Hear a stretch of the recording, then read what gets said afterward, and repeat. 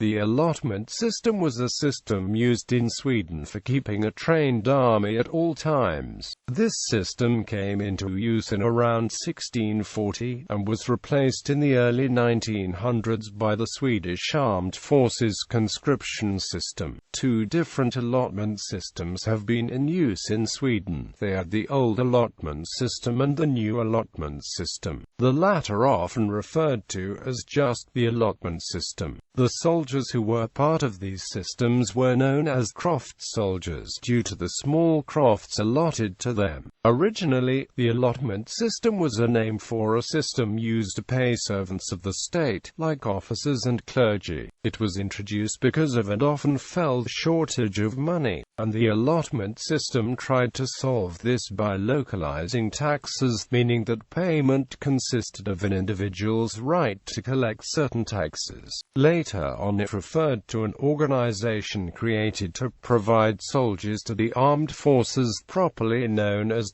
times.This. The reason for this development of the term is that a large part of the allotment system was used to support times.This. Background: after the Swedish secession from the Kalmar Union in 1523, the infantry of the Swedish army consisted of conscripted soldiers and enlisted mercenaries, both of whom would be called up in wartime only. The units were disbanded in peacetime to reduce costs, and only a few garrison units were present in towns and fortresses. This made it impossible to quickly mobilize a trained army. At the same time, land tax exemption was given to those who equipped horsemen for cavalry service, according to the decree of Alsno. Coastal defense was provided by several skeppslag, a number of farms located in a coastal district that had to furnish both ships and shipmen for service. After the birth of the Swedish Navy in 1522, the system for recruiting shipmen was changed to rely on forced conscription.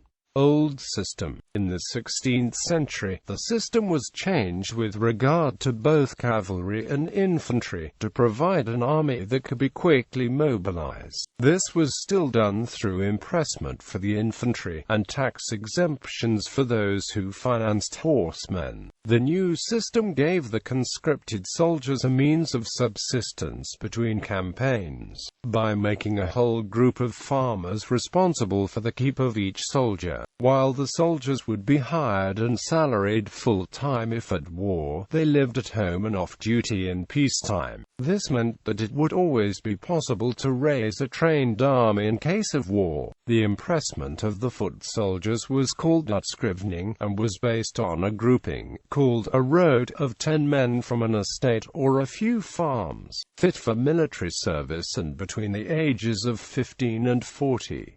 One randomly chosen man from each regiment was forced to serve in the provinces or counties regiment in case of war.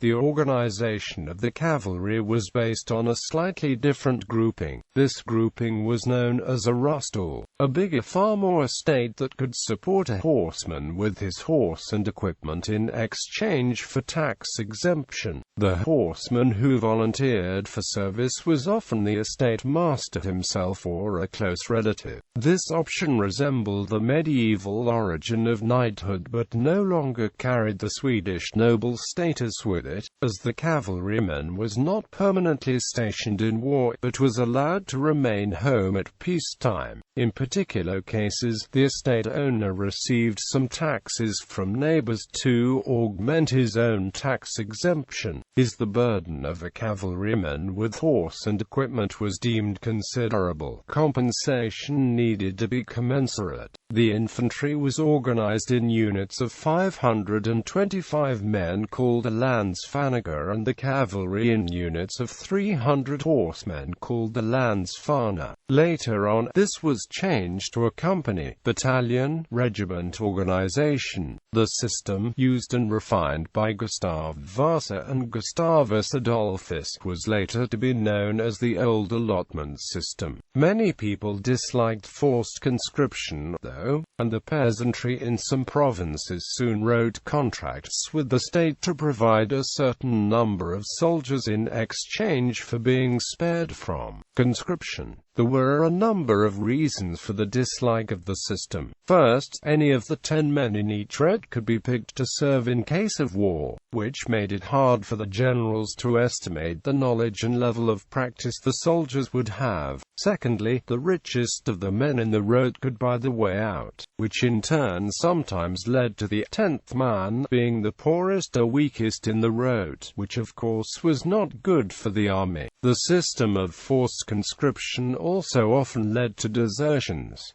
New system. A complete reorganization of the military system was made at the end of the 17th century. In 1682, Charles XI decided to reorganize the army, and introduced the new allotment system, often referred to as just the allotment system. The system was to remain in effect for over 200 years. One of the main reasons for the reorganization was the bad condition the army had been in during the Scanian War. In this system, the overall structure of the old system was retained, but contracts such as those described above were used instead of forced conscription. Contracts were written with counties and provinces, stating that they would have to raise and supply a regiment of 1,000 or 1,200 men in both wartime and peacetime. Usually, 4 farms were to join forces and equip a soldier.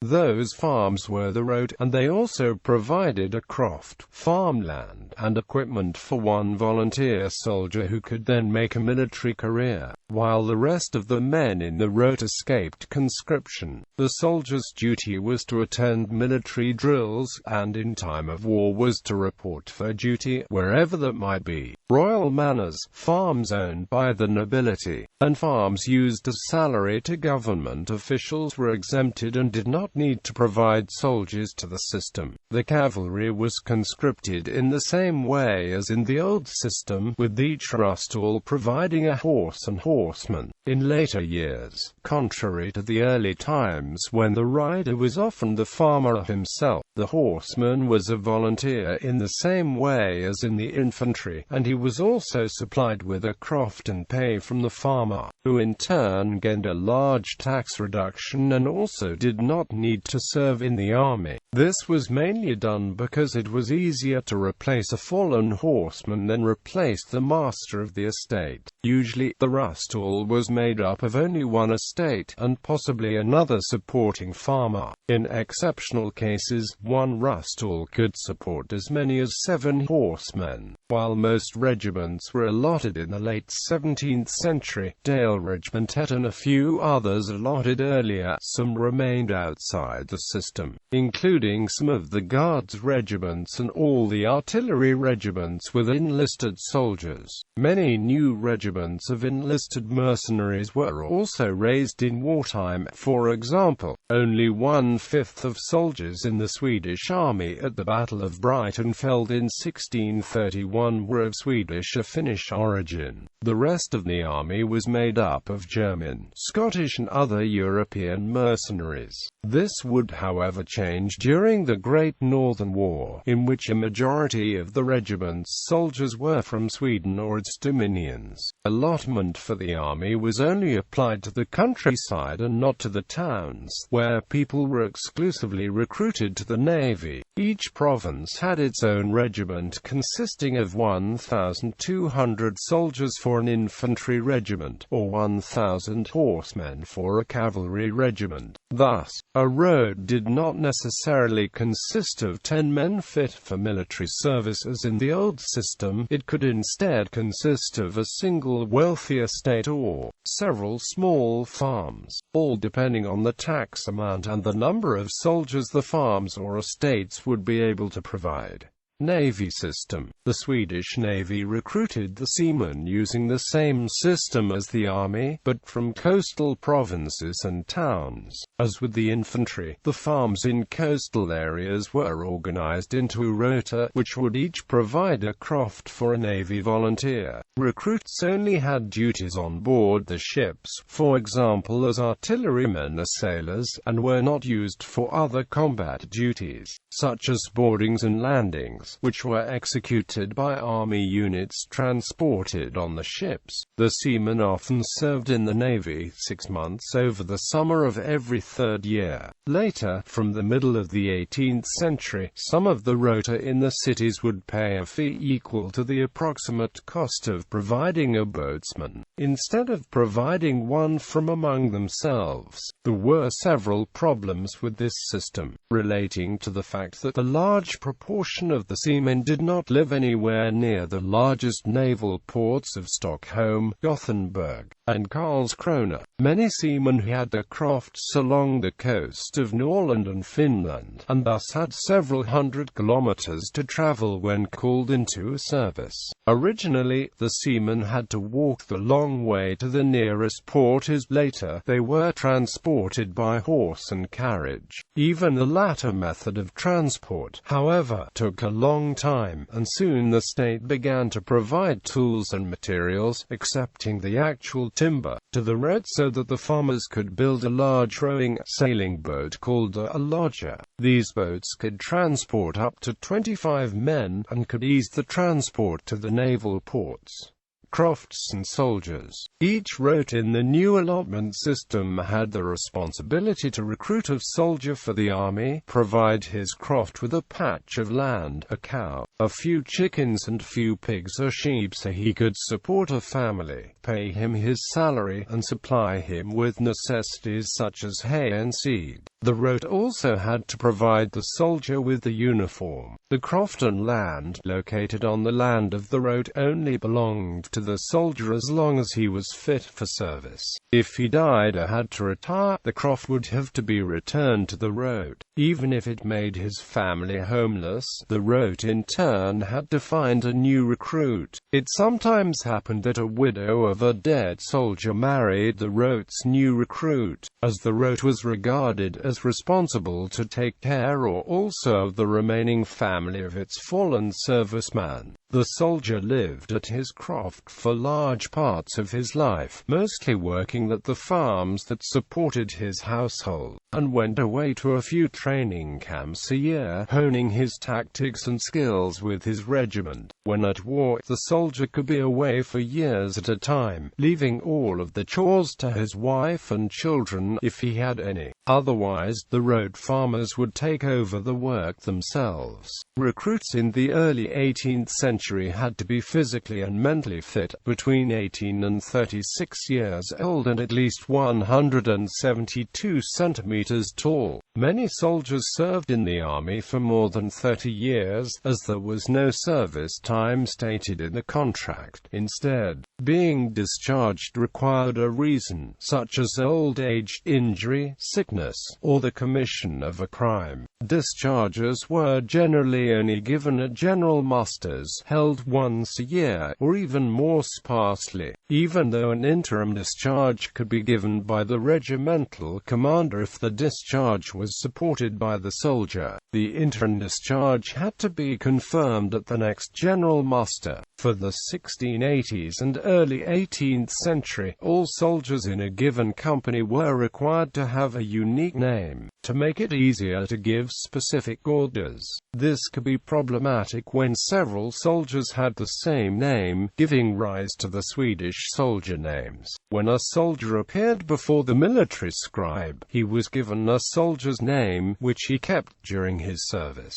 Those surnames also tended to become hereditary, as the soldier often retained it when he was pensioned or left the service, and his children were also registered under it in census lists and church books. This is the origin of many present-day Swedish surnames. The name was usually short, consisting of only one syllable, to make it easy and rapid to say. The names could be taken from a trait, such as the surname Stolte, from military terms, such as Svard, but were often related to the rote. A soldier from a rote located in the village of Sundby, for example, could be given the surname Sundan. This meant that surnames often stayed with the croft, rather than with the soldier. Common practice amongst discharged soldiers in the 18th century was to reassume their original name. This changed in the 19th century, and many soldiers kept their old soldier names, passing it on to the children. Each soldier in the regiment also had a unique number, between 1 and 1,200, the number of the rot and croft he belonged to. Officers. Officers were provided with a large farm or a small manor house directly from the crown, not from a rot. They did not, however, receive a salary from the state, but were instead paid by the rota around the province,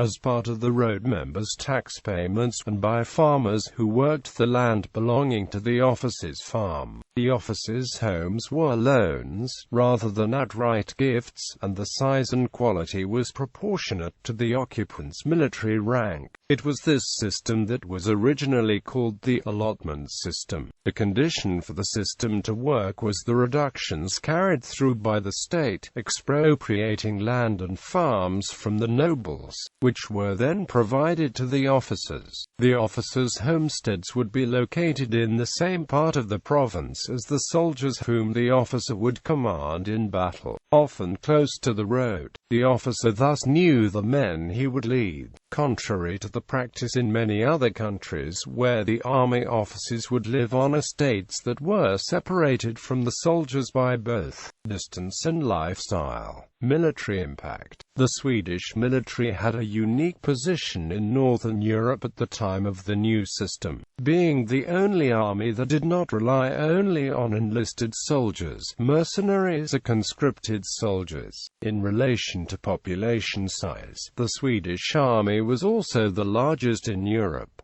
Because of the allotment system, mobilization was quick. It took time, weeks than months, to enlist, equip, train and organize a unit of mercenaries, while the Swedish crofts soldiers gathered at the company meeting place in a couple of days, and then at the regimental meeting place in around a week. The soldiers were already trained and equipped, and knew the precise spot in the formation. Marching routes to the borders or to harbors had already been prepared, and supplies had been gathered at important places. Swedish battle tactics relied on a high level of organization and the large-scale use of swords and pikes. Other armies had stopped using pikemen in the late 17th century, solely relying on the bayonet or the musketeer to protect against cavalry attacks. Reasons for the Swedish obstinacy in keeping the pikes and making large use of swords in battle include the Swedish loss in the Battle of Kirchholm in 1605, where a modernized Swedish army was severely beaten by Polish hussars, partly due to being equipped with the latest muskets which were hard to handle, and the fact that pikemen were very expensive to hire to armies that were formed by mercenaries. However, as Sweden had the allotment system and thus did not pay a higher salary to pikemen, they were kept.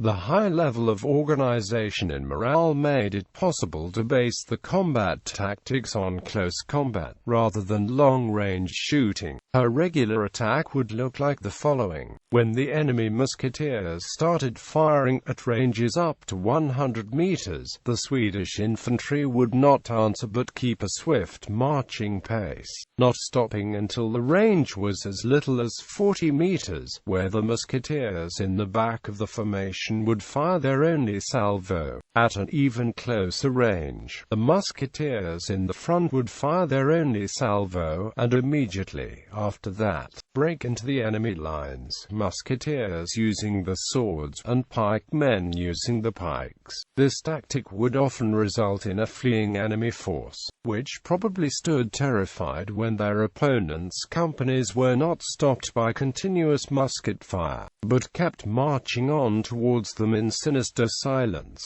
Civil impact. During the time of the old allotment system, Sweden's involvement in the 30 Years' War and the Northern Wars did not have a very large impact on the population in general. The armies of Sweden under Gustavus Adolphus and later Charles X had relatively large success due to the superior tactics used, and foreign mercenaries comprised large parts of the armies. Gustavus Adolphus had, when he entered the 30 Years' War, an army of 14,500 Swedish and Finnish conscripts and more than 20,000 enlisted foreigners, and deaths in the latter group did not affect the Swedish population. Charles XI's new allotment system did not have to see use in the first 20 years of its existence, which was also the longest time of peace Sweden had seen since its independence. Thus, the population continued to grow at a steady rate between 1620 and 1700. The new system was put to the test for the first time in 1700, when Sweden, under the reign of Charles XII, was attacked by a coalition of its neighbors Russia, Denmark, Norway and Saxony-Poland in the Great Northern War. The mobilization of the soldiers worked well thanks to the new system, with Sweden mobilizing 43,000 men in allotted regiments, and another 33,000 men from various enlisted regiments. The army was one of the largest in Europe at the time, having modern equipment and being very well trained and organized. However, three enemies were too much, even though Charles XII forced Denmark to leave the war the same year it started, and forced Saxony to leave the war in 1706.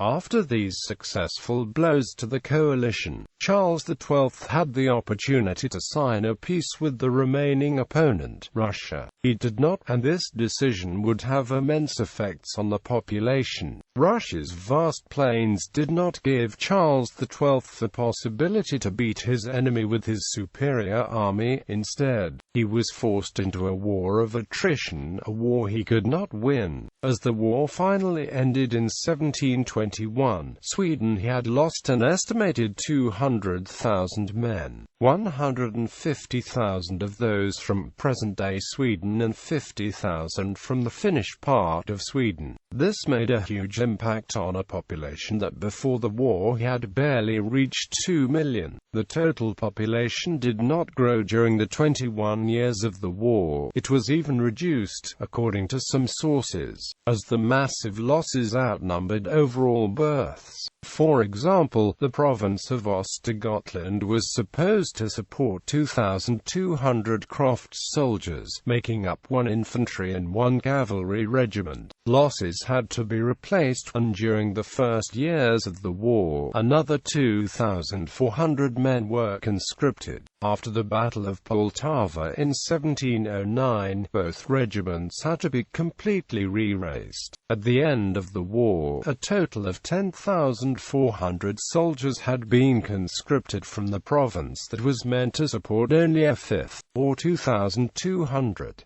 Another regiment, Hälsing Regemente, had to be completely raised 3 times during the war. The lack of soldiers became so critical that in the period 1714 to 1715, the army had to return to the old method of conscripting men by force, conscription. In 1812, a new system was introduced, requiring all males between age 20 and 25 to serve in the armed forces 12 days a year, changing in 1858 to 4 weeks per 2 years. At the same time, the new allotment system remained in use up until 1901, when mandatory conscription, with 8 to 9 months of military service, was introduced. The allotment system was finally abolished in 1901. For the time, regiments began to be garrisoned in towns instead of being spread all over the province, with a training ground as the only common meeting place. As crofts, soldiers were contracted by the government for as long as they wanted and were fit for service, and as they could not be dismissed, some soldiers lived under the allotment system long after 1901, the last one retiring as late as 1961. Through the reform, the regiment's local connections were partially lost, as conscripts were not necessarily from the regiment's respective provinces. Before the reform, soldiers of the same company generally stemmed from the same village and region.